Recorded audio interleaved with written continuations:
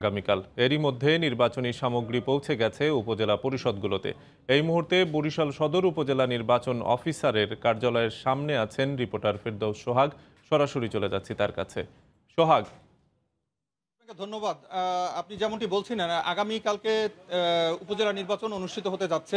তৃতীয় ধাপের এই নির্বাচনকে সুষ্ঠু সুন্দর করার জন্য সকল প্রস্তুতি ইতিমধ্যে সম্পন্ন করেছে নির্বাচনী কর্মকর্তা, রিটার্নিং অফিসার এবং আইনশৃঙ্খলা রক্ষাকারী বাহিনীর সকল কিছুই সম্পন্ন হয়েছে। কিছুক্ষণের মধ্যে কিন্তু এই নির্বাচনের সামগ্রী বিতরণ করা হবে। তো বিষয়টি নিয়ে কথা বলার জন্য আমরা এখন রয়েছি বরিশালের সদর উপজেলা নির্বাচন অফিসারের কার্যালয়। আমাদের সঙ্গে আছেন উপজেলা নির্বাচন অফিসার। আপনার কাছ থেকে জানতে চাই, জনাব আব্দুল মান্নান, আপনি উপজেলা নির্বাচন অফিসার, আপনাদের প্রস্তুতি সম্পর্কে যদি আমাদেরকে একটু জানান। ধন্যবাদ আপনাকে। বরিশাল সদর উপজেলার ৬৭টি কেন্দ্রের নির্বাচন আগামীকালকে অনুষ্ঠিত হতে যাচ্ছে। এই নির্বাচন অনুষ্ঠানের জন্য সকল ধরনের প্রস্তুতি আমরা ইতিমধ্যেই সম্পন্ন করেছি।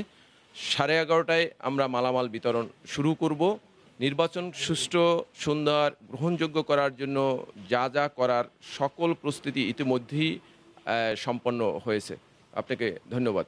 ধন্যবাদ আপনাকে। আমরা যেমনটি শুনছিলাম, আসলে ঠিক 11:30টায় এখান থেকে নির্বাচনী কার্যক্রম বিতরণ শুরু হবে। আমরা যেটা দেখাবার চেষ্টা করছি যে নির্বাচনের যারা কর্মকর্তা সংশ্লিষ্ট যারা রয়েছেন তারা কিন্তু সব কিছু ইতিমধ্যে গুছিয়ে ফেলেছেন।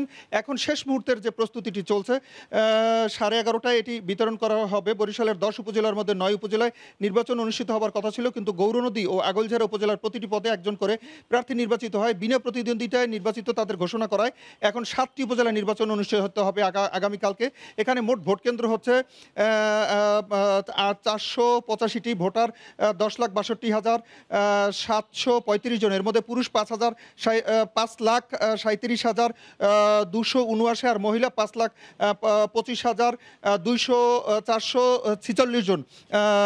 তো একটু জানিয়ে রাখি যে নির্বাচন সুষ্ঠু করার জন্য বরিশালের বাকেরগঞ্জ, উজিরপুর এবং হিজলা উপজেলার প্রত্যেকটিতে 4 জন করে এবং বানারীপাড়া মুলাদিতে 3 জন করে মোট 26 জন নির্বাহী ম্যাজিস্ট্রেট আইনশৃঙ্খলা অপরাধ এবং মোবাইল কোর্ট পরিচালনার জন্য নিয়োগ করা হয়েছে। 21 মার্চ থেকে 25 মার্চ পর্যন্ত দায়িত্ব পালন করবেন তারা।